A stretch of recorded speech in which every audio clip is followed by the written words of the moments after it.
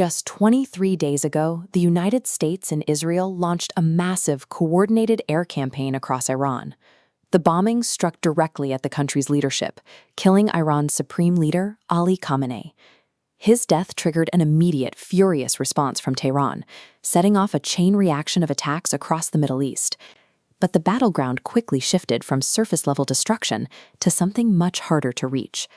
The focus turned to the heavily fortified networks buried deep beneath the snow-capped Zagros Mountains. To stop Iran from continuously launching retaliatory strikes, the Israeli military initiated a second phase of the war. Their objective was to locate and neutralize the hidden underground production facilities where Iran manufactures its ballistic missiles. Intelligence identified 27 hardened bases connected by 107 tunnels. High-value locations like Khojir and Isfahan took plain brunt. Using 5,000-pound bunker busters, the U.S. and Israel managed a 77% success rate collapsing the entrances to these mountain fortresses. Destroying the launchers sitting above ground accomplishes very little if the assembly lines protected beneath hundreds of feet of solid rock remain intact, constantly pushing new weapons to the surface. Pinned down and operating out of those underground bunkers, the Iranian military deployed a weapon that Western intelligence hadn't realized was fully operational. Between a Thursday night and Friday morning, they fired 2 ballistic missiles aimed squarely at Diego Garcia, a remote island atoll in the Indian Ocean that hosts a highly strategic joint military base for the UK and the US. Tactically, the strike was a failure. One of the missiles malfunctioned mid-flight, and the other was intercepted by a U.S. Navy destroyer long before it could reach the island. This map shows the trajectory path of that launch. Diego Garcia is located 4,000 kilometers away from Iranian territory.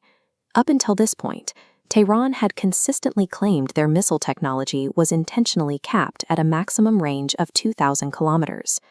By testing a 2-stage intercontinental ballistic missile, a weapon that uses one engine to reach space and another to propel it toward a distant target, Iran proved they could hit targets twice as far away as previously thought. If you pivot that 4,000-kilometer radius to the northwest, major European capitals like Berlin, Paris, and Rome are now well within direct striking distance. A single intercepted launch instantly expanded the threat zone.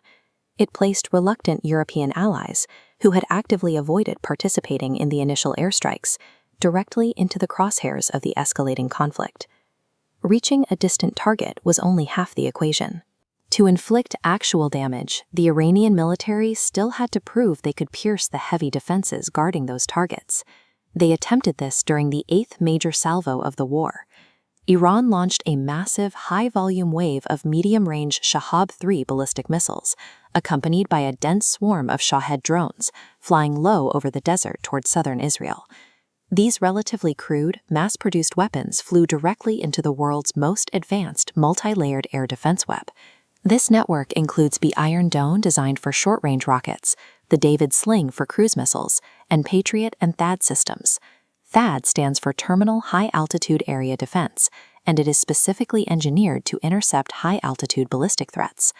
But defense systems have mathematical limits.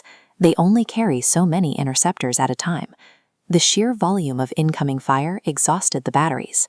Several missiles slipped through the shield and impacted the southern city of Arad, as well as Dimona, the highly secretive site of Israel's primary nuclear research facility. The impacts caused heavy damage to several buildings, including a children's center, and resulted in over 115 casualties. For Israel, it pierced an aura of invulnerability that had been heavily reliant on their defensive technology. Modern attrition warfare often comes down to pure economics. A continuous swarm of cheap, mass-produced offensive weapons can eventually bleed dry and overwhelm a highly sophisticated, exponentially more expensive defensive shield. What started just weeks ago as a localized exchange of airstrikes has rapidly expanded into a complex, multidimensional crisis spanning the globe. The conflict is now defined by a grueling underground war of attrition to destroy hidden weapons factories, combined with a newly proven intercontinental reach that holds Western Europe at risk. And then there is the third, most economically devastating dimension, the maritime chokehold.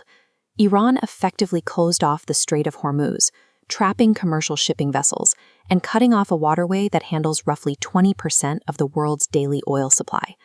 This chart shows the immediate global fallout of that blockade.